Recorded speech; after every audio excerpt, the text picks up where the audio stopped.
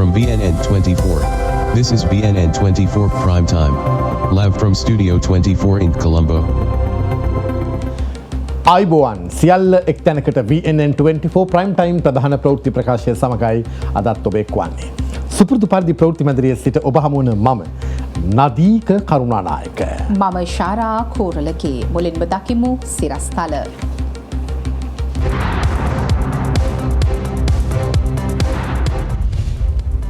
Litro gas මිල රුපියල් 246කින් අඩු කෙරේ. අලුතෙන් අඳුලා දුන මිල සූත්‍රය අනුව 12.5 සිලින්ඩරේ රුපියල් 246කින් මිල අඩු කිරීමක් කරන්න.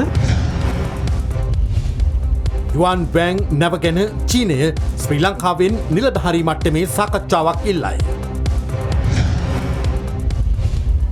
සර්වපාක්ෂික ආණ්ඩුව ගැන සාකච්ඡාවකට හෙට ජවිපේ ජනපති හමුවේ.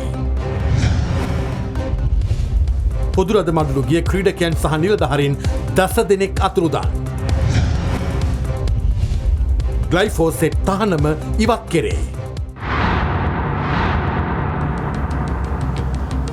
මෙවර පොදුරාජ්‍ය මණ්ඩලීය ක්‍රීඩා උළෙලට සහභාගී වූ 10 දෙනෙකු අතුරුදන්ව තිබෙනවා. මේ පිළිබඳව විදේශ මාධ්‍යවල පවා අවධානය යොමු වී තිබුණා. පොදුරාජ්‍ය මණ්ඩලීය ක්‍රීඩා උළෙලේ ශ්‍රී ලංකාව වෙනුවෙන් සතුටු විය හැකි බොහෝ දේ තිබුණත් එක් කනගාටුවට කරුණක් නම් මෙවර තරඟාවලියට ශ්‍රී ලංකාව වෙනුවෙන් සහභාගී වූ එක් පුහුණුකරුවෙකු සහ ක්‍රීඩක ක්‍රීඩිකාවන් 9 දෙනෙකු අතුරුදහන් වීමයි. එම 10 දෙනා ඇතුළත ජූඩෝ ක්‍රීඩකෙක් සහ නිලධාරියෙක්, බීච් වොලිබෝල් ක්‍රීඩකයින් 3 දෙනෙක්, මල්ලවපොර ක්‍රීඩකයින් 3 දෙනෙක් සහ එක් ක්‍රීඩිකාවක් ඇතුළු පිරිසක් ඇතුළත්. මෙවැනි පුවතක් වාර්තා වූ පළමු අවස්ථාව මේ නොවේ. ශ්‍රී ලංකාවේ ක්‍රීඩක ක්‍රීඩිකාවන් ජාත්‍යන්තර තරඟවලට ගොස් අතුරුදහන් වූ බවට මීට පෙරද වාර්තා වී තිබෙනවා. ජාත්‍යන්තර මාධ්‍ය මේ පිළිබඳව වාර්තා කර තිබුණේ 2004 වසරේ ශ්‍රී ලංකාවට ජාතික හෑන්ඩ්බෝල් කණ්ඩායමක්වත් නොතිබූ අවස්ථාවක රට නියෝජනය කරමින් පෙනී සිටි 23 දෙනෙකුගෙන් යුත් කණ්ඩායමක් ජර්මනී පැවති තරඟාවලියකට මඟ පෑදී අතුරුදහන් වීමේ පුවතක් ඉස්මතු කරමින් තවද 2014 වසරේ දකුණු කොරියාවේ පැවති ආසියානු ක්‍රීඩා උළෙලේදී ශ්‍රී ලංකා ක්‍රීඩක ක්‍රීඩිකාවන් 2 දෙනෙකු මේ හා සමානව අතුරුදහන් වුණා. පසුගිය වසරේ ඔක්තෝබර් මාසයේදී මල්ලවපුර ලෝක ශූරතා තරඟාවලියක් අතරතුර ශ්‍රී ලංකාවේ මල්ලවපුර කළමනාකරු තම කණ්ඩායම අත්හැර අතුරුදහන් වුණා. මෙවැනි පුවත් ජාත්‍යන්තර මාධ්‍ය තුල වාර්තා වීම අපේ රටේ ක්‍රීඩාවේ හෙට දවසට එතරම් සතුටු විය හැකි දෙයක් නොවේ. ක්‍රීඩා අමාත්‍යාංශ ලේකම්වරයාගෙන් අප කළ විමසීමකදී ඔහු සඳහන් කළේ ක්‍රීඩා අමාත්‍යවරයාගේ උපදෙස් මත මේ පිළිබඳව සොයා බලමින් සිටින බවයි. ජූඩෝ ක්‍රීඩිකාවක් ඇගේ කළමනාකරු සහ මල්ලවපුර ක්‍රීඩකයෙක් පසුගිය සතියේ අතුරුදහන් වී ඇති බවට ශ්‍රී ලංකා නිලධාරීන් විසින් එංගලන්ත පොලිසියට පැමිණිල්ලක් සිදු කර තිබුණා. ඔවුන් තිදෙනා සොයා ගැනීමට හැකි වී තිබුණත් මාස 6ක් ඔවුන්ගේ වීසා බලපත්‍ර වළංගු වීම හේතුවෙන් කිසිදු පියවරක් ඔවුන්ට එරෙහිව ගැනීමට එරට බලධාරීන්ට හැකියාව තිබුණේ නැහැ. පොදුරාජ්‍ය මණ්ඩලීය ක්‍රීඩා උළෙලට සහභාගී වූ ක්‍රීඩකයින්ට පුහුණුකරුවන්ට සහ නිලධාරීන්ට ලබා දුන් වීසා බලපත්‍රය මාස 6ක පමණ කාලයක් වළංගුව පවතිනවා. අද මධ්‍යම රාත්‍රියේ සිට ගෘහස්ත ගෑස් සිලින්ඩරයක මිල පහත දැමූ බව ලිට්‍රෝ සමාගම පවසනවා. ඒ අනුව ගෑස් සිලින්ඩරයක නව මිල දැක්වෙන්නේ රුපියල් 4664ක් ලෙසයි. මේ අතර IOC සමාගමට මෙරට තවත් ඉන්ධන පිරවුම්හල් 50ක් ස්ථාපනය කිරීම සඳහා රජය අනුමැතිය ලබා දී තිබෙනවා. ඒ අනුව එම සමාගම සතු මුළු ඉන්ධන පිරවුම්හල් ගණන 261ක්. ඉන්දියන් ඔයිල් සමාගමට නව ඉන්ධන පිරුම්හල් 50ක් මෙරට ස්ථාපනය කිරීම සඳහා බලශක්ති අමාත්‍යවරයාගේ අවසර හිමි වූ බව ලංකා IOC සමාගමේ කළමනාකර අධ්‍යක්ෂ මනෝජ් ගුප්තා මහතා සඳහන් කරනවා. දැනට මෙරට තුළ ඉන්දියන් ඔයිල් සමාගම සතුව ඉන්ධන පිරුම්හල් 211ක් පවතිනවා. නව පිරුම්හල් 50ත් සමග IOC සමාගමේ පිරුම්හල් ජාලය 261ක් දක්වා ඉහළ යනවා. ලංකා කනිජ තෙල් නීතිගත සංස්ථාව සතුව මේ වන විට පවතින ඉන්ධන පිරුම්හල් සංඛ්‍යාව 850ක්. මේ අතර QR කේතය අනුව ඉන්ධන නිකුත් කිරීම ඊයේ මධ්‍යම රාත්‍රියේ සිට යාවත්කාලීන කෙරුණා. ඉකුත් සතියේ නිකුත් කළ ඉන්ධන ප්‍රමාණයම මේ සතිය තුලත් QR කේතයට අනුව නිකුත් කරන බවයි බලශක්ති අමාත්‍යවරයා පවසන්නේ. తాවකාලිකව නතර කර තිබූ ජාතික ඉන්ධන අවසර පත්‍ර ලියාපදිංචියද නැවත ආරම්භ කෙරුණා. QR කේතය යටතේ ඉන්ධන ලබා දීම ආරම්භ වී අදට දින 8ක්. ඊයේ දිනෙන් අවසන් වූ දින 7 තුලදී QR ක්‍රමය හරහා ඉන්ධන පිරුම්හල් තුලින් පෙට්‍රල් වාහන 38,42,142ක් සඳහා ඉන්ධන නිකුත් කෙරුණු අතර එම පෙට්‍රල් ප්‍රමාණය ලීටර් මිලියන 23කට අධිකයි. ඩීසල් වාහන 4,55,096ක් සඳහා ඉන්ධන නිකුත් කළ අතර නිකුත් කළ ඩීසල් ප්‍රමාණය ලීටර් මිලියන 13කට අධිකයි. එහිදී වැඩිම ඉන්ධන ප්‍රමාණයක් නිකුත් කර තිබුණේ යතුරු පැදි සඳහායි. යතුරු පැදි 25,76,019ක් සඳහා නිකුත් කළ ඉන්ධන ප්‍රමාණය මිලියන 10කට අධිකයි. ඊයේ මධ්‍යම රාත්‍රිය වන විට QR කේතයට ලියාපදිංචි වීම 55,33,054ක් වී ඇති බව බලශක්ති අමාත්‍යවරයා පැවසුවා. මේ අතර ලංගම සහ පෞද්ගලික බස් රථ සඳහා වෙනම QR කේතයක් හඳුන්වා දීමට බලශක්ති අමාත්‍යවරයා සූදානම් වනවා. එය ලබන සතියේ නිකුත් කළ හැකි බවයි බලශක්ති අමාත්‍යාංශය පවසන්නේ. QR ක්‍රමවේදය පිළිබඳව මහජනයා දක්වන්නේ මෙවන් අදහසක්. මේක නම් සාර්ථක ව්‍යායාමයක්. මේක මම හිතන්නේ අපිට කිසිම ප්‍රශ්නයක් නැතුව ඒක දිගටම මේ ක්‍රමයේ තියෙනවා නම් හොඳයි කියලා මට හිතෙන්නේ. වැඩිපුර ගහන්න නැහැ, උරට ගහන්න නැහැ. QR ක්‍රමය හොඳයි. පෝලින් නැහැ, විලාද ගන්න, බඳු කරුවල් ඒවා නැහැ.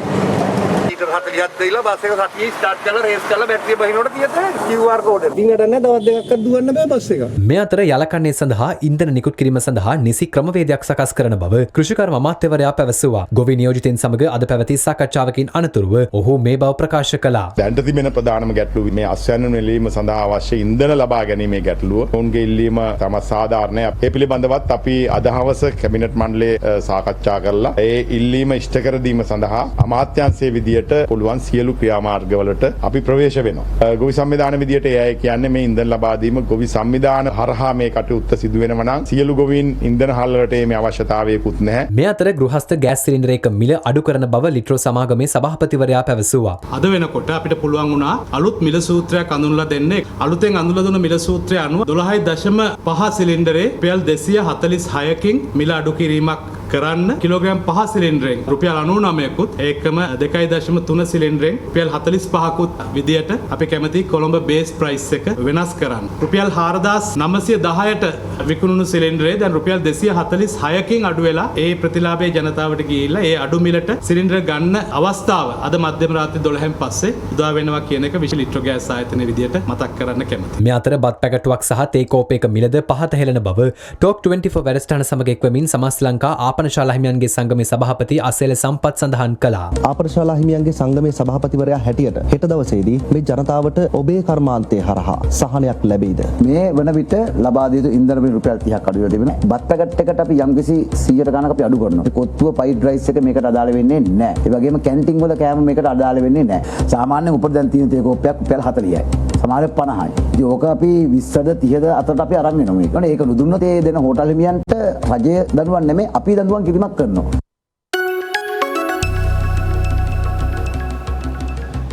චීන යුවන් රෑන් 5 නෞකාව හම්බන්තොට වරායට පැමිණීම පමා කරන්නයි ශ්‍රී ලංකා රජය කළ ඉල්ලීමට චීන තානාපති කාර්යාලය ප්‍රතිචාර දක්වා තිබෙනවා. මෙරට ආරංචි මාර්ග උපුටා දක්වමින් විදෙස් මාධ්‍ය අද අනාවරණ කළේ අභ්‍යවකාශ සහ චන්ද්‍රිකාග්‍රාහක නවීන තාක්ෂණ මෙවලම් සහිත මෙම නෞකාව සම්බන්ධයෙන් කොළඹ චීන තානාපති කාර්යාලය ශ්‍රී ලංකා රජයෙන් හදිසි සාකච්ඡාවක් ඉල්ලා ඇති බවයි. යුවන් වෑන් 5 නෞකාව අගෝස්තු මස 11 වනදා සිට 17 වනදා දක්වා හම්බන්තොට වරායේ නැංගුරම් ලෑමට මීට පෙර සැලසුම් කර තිබුණා. නමුත් ශ්‍රී ලංකාවේ විදේශ කටයුතු අමාත්‍යාංශයේ චීන තානාපති කාර්යාලය වෙත දැනුම් දී තිබුණේ එම නෞකාවේ ආගමනයේ නැවත දැනුම් දෙනතුරු කල් දමන ලෙස හා නෞකාව පිළිබඳව තවදුරටත් උපදෙස් ලබා ගත යුතු බවයි. ඒ අදාළ නෞකාව සම්බන්ධයෙන් ඉන්දිය රජය විරෝධාත්මක ස්ථාවරයක් පළ කිරීමත් සමගයි. ද හින්දු පුවත් සේවයේ ඇතුළු තවත් ජාත්‍යන්තර ප්‍රවෘත්ති ඒජන්සි කිහිපයක් වාර්තා කළේ යුවන් වෑන් 5 නෞකාවේ ග්‍රාහක පරාසය කිලෝමීටර් 750ක් පමණ වන අතර ඊට කාලපාක්කම් සහ කූඩන් කුලම් න්‍යෂ්ටික බලාගාර ක්‍රියාකාරකම් ඇතුළු දකුණු ඉන්දියාවේ උපක්‍රමික දත්ත ග්‍රහණය කළ හැකි බවයි. ඉන්දිය විදේශ කටයුතු අමාත්‍යාංශයේ ප්‍රකාශක අරින්දම් බග්චි ප්‍රකාශ කරන්නේ මේ හේතුවෙන් ඉන්දිය රජය චීන යුවන් වෑන් 5 නෞකාවේ හම්බන්තොට චාරිකාව සම්බන්ධයෙන් සැලකිල්ලෙන් පසුවන බවත් එහිදී ඉන්දියාවේ ආරක්ෂක සහ වාණිජමය අභිලාෂයන් ආරක්ෂා කර ගැනීම සඳහා සියලු පියවර ගන්නා බවයි. කෙසේ නමුත් ඉන්දියාවෙන් එල්ලවන මෙම චෝදනා ප්‍රතික්ෂේප කරන චීන ග්ලෝබල් ටයිම්ස් පුවත්පත වාර්තා කරන්නේ යුවන් වෑන් 5 හමුදාමය නෞකාවක් ලෙස හැඳින්වුවද නැංගුරම්ලන වරාය අයත් රටවල නීතියට අනුකූලව මෙම නෞකාවේ වැඩ කටයුතු සිදු කරන බවයි. දැඩි ආන්දෝලනයට තුඩු දී ඇති මෙම චීන යුවන් වෑන් 5 නෞකාව සම්බන්ධයෙන් අද දේශපාලන වේදිකාවේද අදහස් පළ වුණා. 5 වෙනිදා අගෝස්තු 5 වෙනිදා විදේශ කටයුතු අමාත්‍යාංශයේ නිලධාරියෙක් අත්සන් කරායි කියලා දැනෙන වගකීමක් නැති ලිපියක් ඉදිරිපත් කළා තියෙනවා චීන තානාපති කාර්යාලයට මේ ලිපිය. මේ ලිපියෙන් ඉල්ලීම ඉල්ලීමක් කරනවා ශ්‍රී ලංකාවේ විදේශ කටයුතු අමාත්‍යාංශය මෙම නෞකාව ලංකාවට එන එක පුළුවන් නම් ප්‍රමාද කරලා දෙන්න කියලා. ඒ ඉල්ලීම කරන්න සිද්ධ වෙලා තියෙන්නෙම රටක් හැටියට අපි අනුගමනය කරන රාජතාන්ත්‍රික ගනුදෙනු වල තියෙන දුප්පත්කම නිසා. හැබැයි මේ පිළිබඳ තවම ශ්‍රී ලංකාවේ ආරක්ෂක අමාත්‍යවරයෙක් හෝ විදේශ කටයුතු අමාත්‍යවරයා හරි අග්‍රාමාත්‍යවරයා හරි ජනාධිපතිවරයා හරි එක වචනයක්වත් කියලා නැහැ. ඉතින් ආණ්ඩුව මේක නිස්ථාවරය කියන්නේ මේ නැව ලංකාවට ආවට පස්සේ තවත් ජාත්‍යන්තර අර්බුදයකට රටපත් කළා නම් ඒකේ පාඩුව ලංකාවට ගෙවන්න සිද්ධ වෙන්නේ අපේ රටේ අනාගත දරු පරම්පරාව. අපි හිතනවා මෙවැනි රාජතාන්ත්‍රික ගනුදෙනුවක් කරන රටක නෞකාවක් ආපසු හරවනවයි කියන එක ගමේ චූම්පයන් වාන් එකක් තාර දාන නිසා වෙන පාරකින් එන්න කියලා වගේ මග අරින්න පුළුවන් කාරණාවක් නෙමෙයි. සර්වපාක්ෂික ආණ්ඩුවක් පිහිටුවීම සම්බන්ධයෙන් දේශපාලන පක්ෂ දැරූ මත සහ ඔවුන් ඉදිරිපත් කළ යෝජනා අද සියලු පක්ෂ වෙත ලබා දීමට ජනාධිපතිවරයා කටයුතු කළා. මේ සම්බන්ධයෙන් අදත් දේශපාලන පක්ෂ අතර සාකච්ඡා පැවැත්වුණා.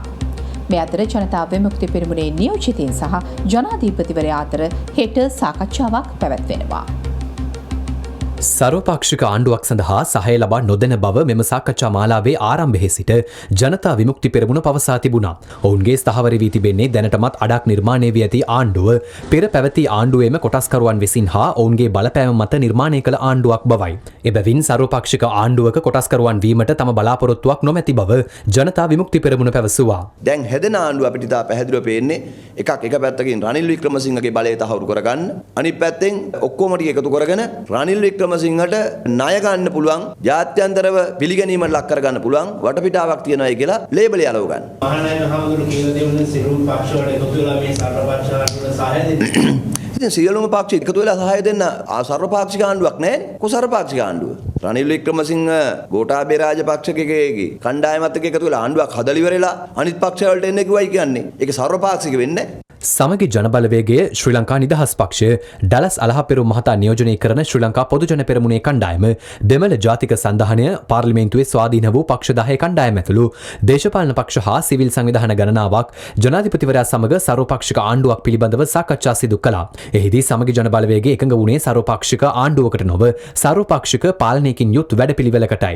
මෙම දේශපාලන පක්ෂ හා කණ්ඩායම් ඉදිරිපත් කළ යෝජනා පොදුවේ ජනාධිපතිවරයා අද අදාළ පක්ෂ වෙත ලබා දීමට කටයුතු කර ඇති බව පැවසෙනවා. මේ අතර දේශපාලන පක්ෂ නියෝජිතින් හා මැතිවරණ කොමිසමේ සභාපතිවරයා අතර අද පෙරවරුවේ සාකච්ඡාවක් පැවැත්වුණා. සර්වපාක්ෂික ආණ්ඩුවට කොහොමද සහභාගී වෙනවද?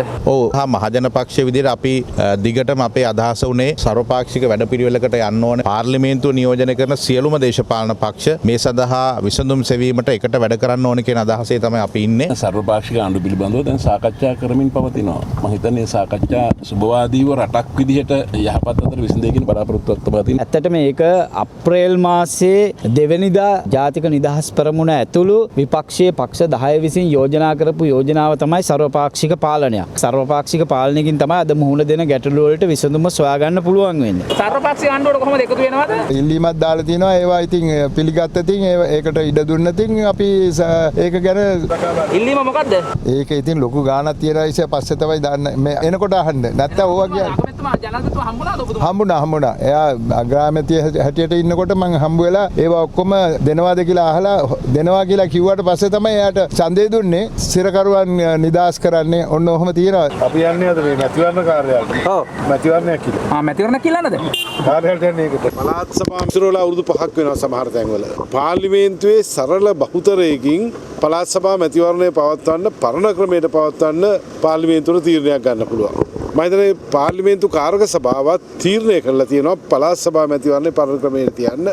ඒ වගේම ලබන සැප්තැම්බර් ලබන මාසෙන් පස්සේ මැතිවරණ කොමිසමට බලය තියෙනවා පළාත් පාලන මැතිවරණේ තියන්න. ඉතින් අපි ඉල්ලීමක් කරා මේ මැතිවරණ දෙකම වහම තියන්න කටයුතු කරන්න. සාකච්ඡාව කොහොමද දැන් මැතිවරණයක් එහෙම ළඟදී ඇයිද? පළාත් සභා මැතිවරණය අපි හොයාගන්න බැරි තැනකට යවලා තියෙනවා. ඉතින් ඒ සම්බන්ධයෙන් නම් ලොකු බලාපොරොත්තුවක් තියාගන්න බෑ. නමුත් ඉදිරියට පළාත් පාලන මැතිවරණයක් අනිවාර්යෙන් එයි. ඊට අමතරව පාර්ලිමේන්තු මැතිවරණයක් එන පාටක් නම් දැම්ම නෙමෙයි. ඒක තව කාලයක් යයි කියලා. දැන් රනිල් වික්‍රමසිංහ මහතාත් එක්ක යන ගමන මොන වගේද පොට්ටුවේ සමාජිකයින්ට? අපි පක්ෂයක් හැටියට මේ අවස්ථාවේදී තීරණය කරා මේ රට මේ වෙලාවේ ඇති වෙලා තියෙන තත්ත්වයන් උඩ ඉදිරියට ගෙන යන්න පුළුවන්. ඒ නායකත්වය දෙන්න පුළුවන්. පාර්ලිමේන්තුවේ ඉන්න පළපුරුදුම දේශපාලනඥ නායක හැටියට රනිල් වික්‍රමසිංහ මහතාට ඒ අවස්ථාව ලබා දිය යුතුයි කියලා අපි ඒ අවස්ථාව ලබා දුන්නා. හෙට දින කොළඹ විහාර මහාදේවී උද්‍යානයේ පැවැත්වීමට නියමිත විරෝධතාව තහනම් කිරීමේ නියෝගයක් නිකුත් කරන ලෙස පොලිසිය කළ ඉල්ලීම කොළඹ ප්‍රධාන මහේස්ත්‍රාත් අධිකරණය අද ප්‍රතික්ෂේප කළා. එම විරෝධතාව සංවිධානය කරනු ලබන්නේ දේශපාලන පක්ෂ සහ බහුජන සංවිධාන කිහිපයක් එකතුවෙන්. මෙම විරෝධතාවලදී යම් සාමය කඩවීමේ ක්‍රියාවක් හෝ දේපළවලට හානි කිරීමක් සිදු කළහොත් ඒ සම්බන්ධයෙන් කටයුතු කිරීමට පොලිසියට බලය තිබෙන බවත් මහේස්ත්‍රාත්වරයා පෙන්වා දුන්නා. මේ අතර රක්ෂිත බන්ධනාගාරගතව සිටි ලංකා ගුරු සංගමේ ප්‍රධාන ලේකම් ජොසප් ස්ටාලින් මහතා අද අපමත මුදා හැරීමට කොළඹ කොටුව මහේස්ත්‍රාත්වරයා නියම කළා.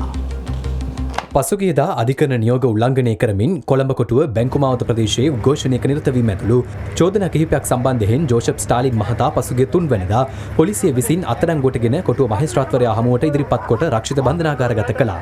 අද එම නඩුව කොටුව මහේස්ත්‍රාත් තිලින ගමගේ මහතා ඉදිරියේ කැඳවූ අතර එහිදී ජෝසප් ස්ටාලින් මහතාට ඇප ලබා දීමට මහේස්ත්‍රාත්වරයා නියෝග කළා. දැන් දන් කරන්නක වාඩි ඉන්නවා තවත් එක තුනක් හරිද බේත් ටික බීලා ඔයයි නවත්තන්න බෑ අපිට බේත් බීලා එහෙම අපේ අරගල ඔයයි නවත්තන්න බෑ මේ රටේ කතාව අරගෙන ඔයයි නවත්තන්න බෑ මේ අරගලේ නිසා බලයටපත් වෙච්ච අය තමයි මේ කරන්නේ මේගොල්ලන්ට පුළුවන්ද මේ වෙන විට මේ රටේ ජනතාව මුණ දෙන සියලු ප්‍රශ්න විසඳන්න කිසිම ප්‍රශ්නයක් විසඳන්න බෑ නමුත් මිනිස්සු ඉස්සරහට වළක්වන්න තමයි මේ ක්‍රියාමාර්ගය ගන්න මේවා වලින් කිසිම දෙයක් ජය ගන්න බෑ කියලා පැහැදිලිවම අපි කියනවා මුලින්ම එකතු වෙලා මේ මර්ධනය පරාජය කරමු ඒ වගේම අපි පැහැදිලිවම අපි බලාපොරොත්තු වෙනවා මේ රටේ සමාජ වෙනසත් අපි අනිවාර්යෙන් ඇති කරනවා කියන කාරණාවත් අපි කියන්න ඕනේ. හැබැයි ජනාධිපතිතුමාත් ඔබතුමාට කතා කරා කියලා කිව්වා. පැහැදිලිවම ජනාධිපතිතුමා කතා කළේ විශේෂයෙන්ම කොටුවේ මම පොලිසියේ ඉන්න වෙලාවේ චම්පික රණවක ඇමතිවරයා මම බලන්න ආවා. ඒ බලන්න ආපු අවස්ථාවේ චම්පික රණවක ඇමතිවරයාට දුරකථන ඇමතුමක් ආවා ජනාධිපතිතුමා මම හිතන්නේ මොකක් හරි වෙන අවශ්‍යතාවයක්ද දන්නේ නැහැ. ඒ කතා කරපු අවස්ථාවේ ඔහුගේ උපන්දිනය කියලා තෝ කිව්වේ දා. නමුත් ඒ වෙලේ මටත් කතා කරලා ජනාධිපතිතුමා කිව්වේ ඔබ තාම උසාවි ඉදිරිපත් කළා නැද්ද කියලා ඇහුවා. මම උදේම පොලිසියට කිව්වනේ උදේ උසාවි ඉදිරිපත් කරන්න කියලා කිව්වා. නමුත් අපි උසාවි ඉදිරිපත් කරේ දවසේම උසාවි ඉදිරිපත් කරේ නැහැ. දැඩිසේ පොලිසිය ඇවිල්ලා සෑහෙන්න මේ අපදීම සම්බන්ධයෙන් විරුද්ධතාවයක් ඉදිරිපත් කරා. පසුව මෝෂන් පත්‍රයකින් කරුණු ඉදිරිපත් කළා තමයි අද දිනේ මේ අපගන්නේ. ජනාධිපති නීතිඥවරු 5-6ක් මෙතෙන්ට ආවා. ඇවිල්ලා කරුණු ඉදිරිපත් කරේ මේ අත්අඩංගුවට ගැනීමට කිසිදු පදනමක් නැහැ. මේ අතර කොටුව බැංකු මාවත ප්‍රදේශයේ ඇති වූ සිද්ධියෙන් සමන් රත්නප්‍රිය මහතා අත්අඩංගුවට නොගෙන ජෝසප් ස්ටාලින් මහතා අත්අඩංගුවට ගැනීම සම්බන්ධයෙන් මත බෙදාත්මක තත්ත්වයක් මතු වුණා. මේ නොදන්නා කම මත කියන කාරණා ගෝල් පේස් එකට පෙළපාලියක් ආවා. උගා කුරුස සමිති නායකයෝ 200ක් හිටියා. හැබැයි මේ පෙළපාලියේ අපිත් එක්ක ජෝසප් ස්ටාලින් සහෝදරයා හිටියේ නැහැ. ඒක එකක්. අනිත් එක කලින්ම මෙවැනි වැරද්දක් ජෝසප් ස්ටාලින් සහෝදරයාට දිනනවා 2021. ඉතින් වසරක් ඇතුළත ඒ වැරද්දම නැවත කිරීම නිසා තමයි අපනොදී ඉන්න හේතුවක් වෙලා තියෙන කියන එක තමයි තොරතුරු වාර්තා වෙන්නේ. මේ අතර ශිෂ්‍ය ක්‍රියාකාරී මංගල මද්දුමගේ කොළඹ දකුණු අපරාධ කොට්ටාසය විසින් අද අත්අඩංගුවට ගනු ලැබුවා. අධිකරණ නියෝග කඩකිරීමේ චෝදනාව මත ඔහු අත්අඩංගුවට ගත් බවයි පොලිසිය සඳහන් කළේ. මේ අතර ආණ්ඩුවේ මර්ධනකාරී වැඩපිළිවෙල ජනතාවට සහන නොදීම සහ කඩිනම් මැතිවරණයක අවශ්‍යතාවය වෙනුවෙන් හෙට දීප ව්‍යාප්ත විරෝධතා ව්‍යාපාරයක් සිදු කිරීමට ඒකාබද්ධ වෘත්තීය සමිති සම්බන්ධීකරණ මධ්‍යස්ථානයේ කටයුතු කර තිබෙනවා. යාපනයේ ඉඳන් හම්බන්තොට දක්වාත් අම්පාරේ ඉඳන් පුත්තලම දක්වාත් සියලු 4 කොනේ රටේ සියලුම නගරවලට හෙට දවසේ මේ රටේ ජනතාව එකතු වෙනවා. කොළඹ දිස්ත්‍රික්කයේ සියලුම දෙනාට අපි ආරාධනා කරනවා ඔබට දවල් 2:00 වෙනකොට විහාර මහදේවී බුදු පිළිමය අසලට එන්න. අපි එතෙන් සිට යනවා නිදහස් චතුරස්‍රය දක්වා. නිදහස් චතුරස්‍රයේදී මේ රටේ පුරවැසි ආඥාව නිකුත් කරනවා මේ අපි කියපු කරුණු වලට අදාළව ආණ්ඩුව කටයුතු කරන්න ඕනේ.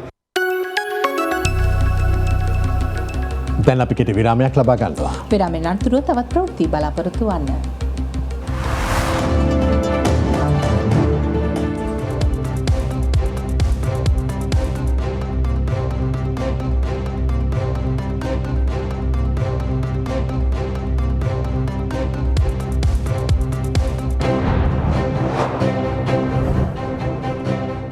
කඳුකර කොටියා මියගිය හේතු සොයයි.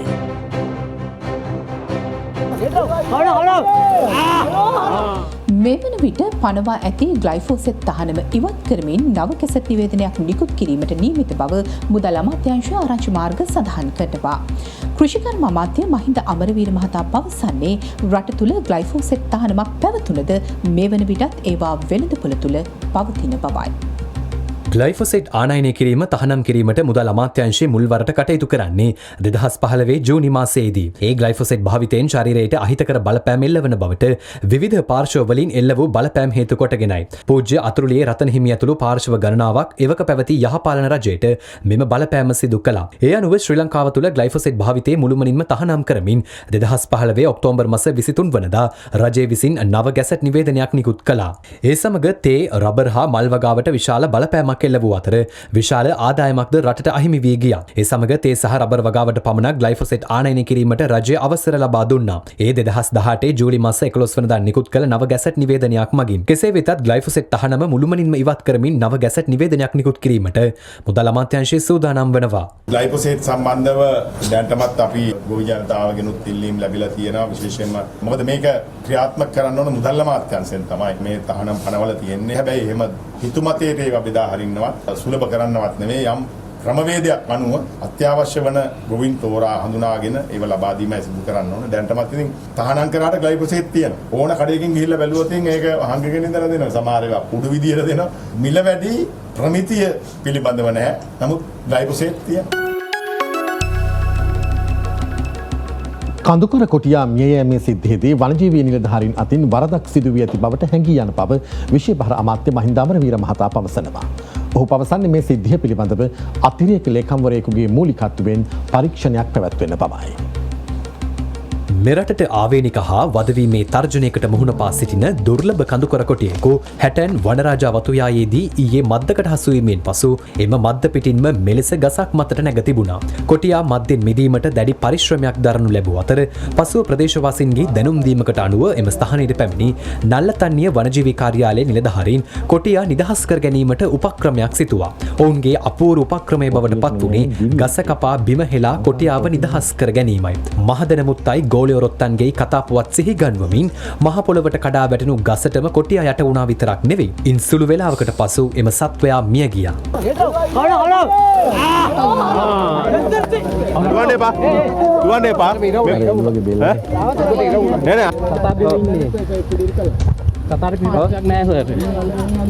මේතන් අර හිට වෙච්ච එක තමයි තියෙන්නේ. කොටියා මියගියේ ගසට යට වීද නැත්නම් වෙනත් හේතුවකට යන්න සොයා බැලීම සඳහා හැටන් මහේස්ත්‍රාත්වරයාගේ නියෝග මත කොටියාගේ සිරුර පශ්චාත් මරණ පරීක්ෂණය සඳහා රන්දෙනිගල පශු වෛද්‍ය රෝහල වෙත යොමු කෙරුණා. සම්බන්ධව අමාත්‍යාංශ ලේකම්තුමීට මම උදේ කතා කරලා අතිරේක ලේකම්වරයෙක්ගෙන් ප්‍රධානත්වයෙන් මේ සම්බන්ධව සම්පූර්ණ විධිමත් පරීක්ෂණයක් කරන්න ගෙලගුව තාමත් කඩිනමින් තමත් දුර්ලභ ගණේ හඳුකර කොටින් අපි ආරක්ෂා කරගන්න ඕන. ඒ සම්බන්ධව යම් වැරද්දක් වෙලා තියෙන බව තමයි දැන්ට ප්‍රකාශ වෙන ආකාරයට අපිට පේන්නේ. එහෙම කවුරු හරි නිලධාරියෙක් නොසලකිල්ලෙන් ඒ කටයුත්තට ප්‍රවේශ වෙලා තියෙනවා නම් විනය ක්‍රියාමාර්ග වහාම ගන්න කියලා මම දැන්ටමත් උපදෙස් ලබා දීලා තියෙනවා.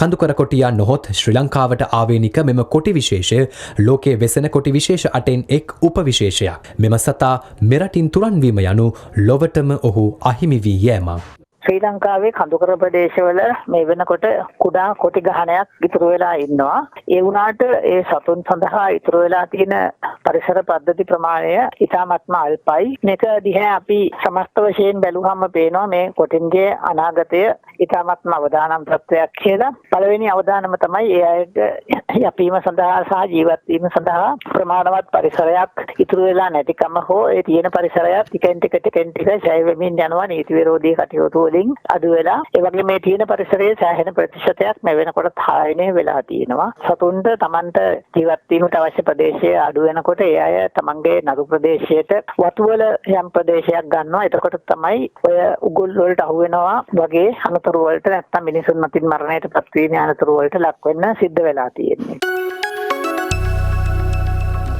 දැන් රටවටින් වාර්තා වූ පුවත් කිහිපයක සාරාංශය රැගත් round up 24.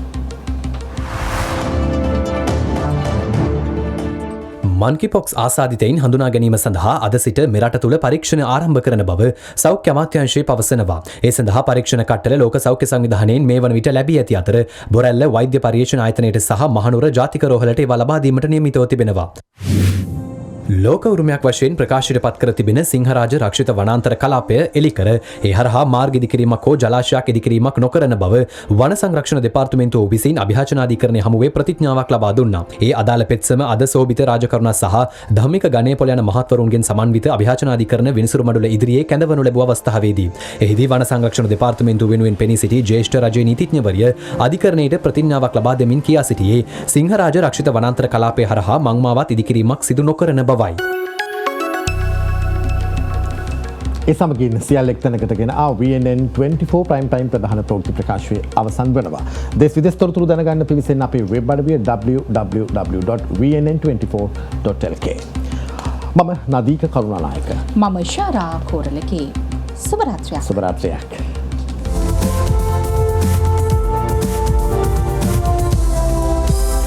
From VNN 24. This is VNN 24 Prime Time.